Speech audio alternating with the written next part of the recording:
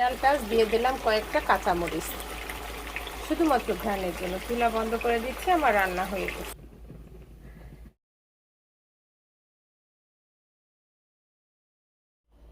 আসসালামু আলাইকুম।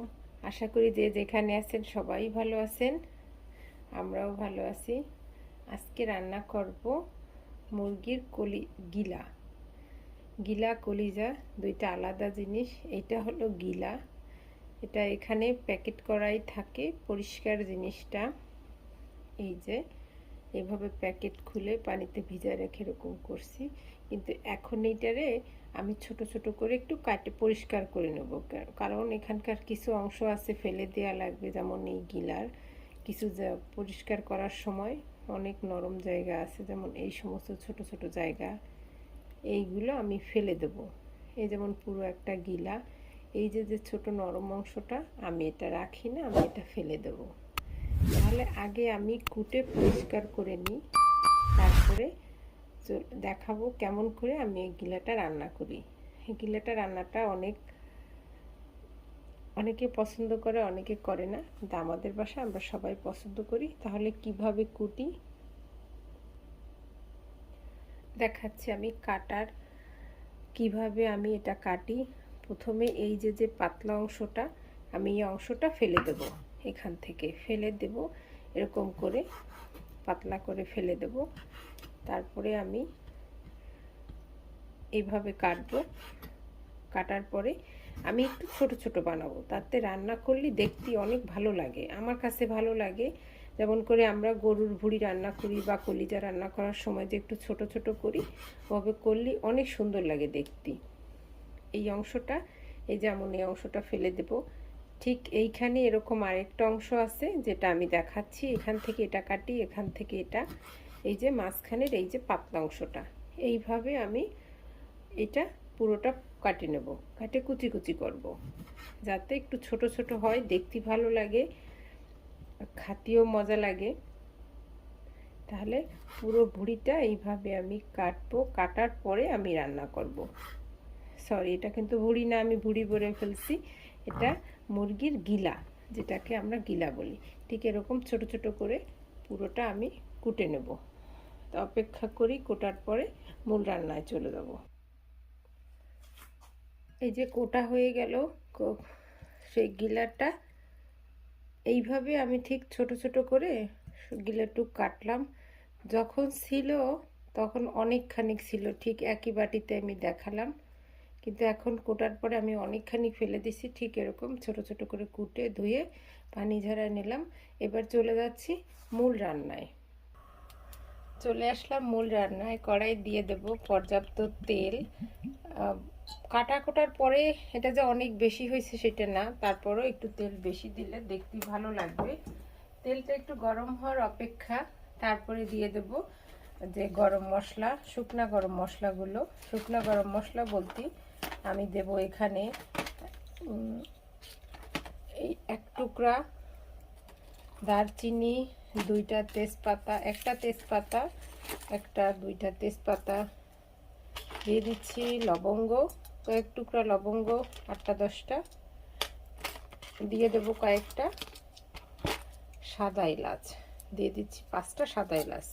এগুলো একটু গরম হওয়ার অপেক্ষা, আমি ছোট আরেক টুকরা দারুচিনি দিয়ে দিলাম, ছোট। এবার একটু গরম হওয়ার অপেক্ষা, এটা যখন একটু কিচিরমিচির এরকম শব্দ হবে, সেই অবস্থায় আমরা দিয়ে দেব পেঁয়াজ। একটু অপেক্ষা করি।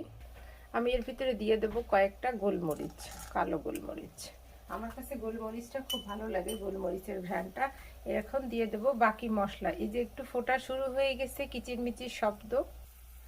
এবার এতে দিয়ে দিলাম প্রায় 1 কাপ পরিমাণ পেঁয়াজ। এতে পেঁয়াজটা একটু বেশি দেবো, তরকারিটা হবে একেবারে মাখো মাখো একটা তরকারি হবে। দিয়ে দিলাম পেঁয়াজ। এবার একে একে বাকি সব মশলাগুলো আমি দিয়ে দেবো। এখানে আমি দিয়ে দেবো এর ভিতরে আদা রসুন পেস্ট। আমি আদা রসুন পেস্ট দেবো 1 টেবিল চামচ। এটা আমার চামচটা খুবই ছোট, এই জন্য কয়েকবার দেওয়া হয়ে গেল, কিন্তু পরিমাণটা হবে 1 টেবিল চামচ। দিয়ে দিলাম মরিচ গুঁড়া, মরিচ গুঁড়া একটু বেশি দেওয়া লাগবে, এটাও দিচ্ছি 1 টেবিল চামচ।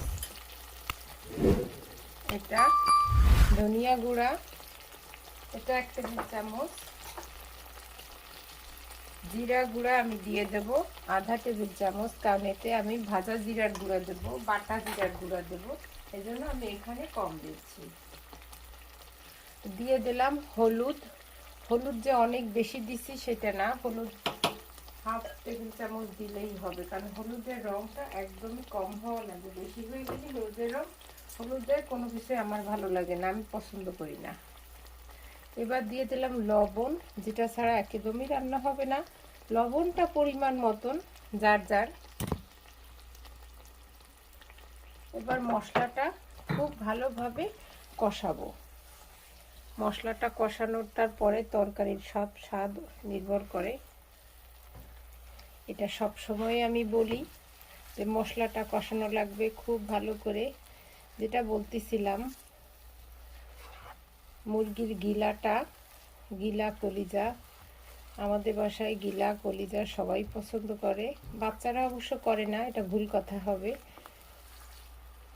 আমরা বড়রা সবাই করি, বড়রা গিলা কলিজা সবই খায়, কিন্তু বাচ্চারা একটু কম খায়। বাচ্চারা গিলা খায় না, কিন্তু কলিজা খায়। মশলাটা এবার কষানো, মশলাটা আমি সবসঙ্গে মিশাই দিছি। এবার আমি একটু কষাবো ঢাকা দিয়ে। দেখি কি অবস্থা মশলাটা কষানো। হ্যাঁ, মশলাটা একেবারে খুব সুন্দর করে কষানো হয়ে গেছে, যেমন চাচ্ছিলাম। এবার সেই কষানো মশলার ভিতর আমি দিয়ে দেব সেই কুটে ধুয়ে পানি ঝরায় রাখা সেই গিলাটা।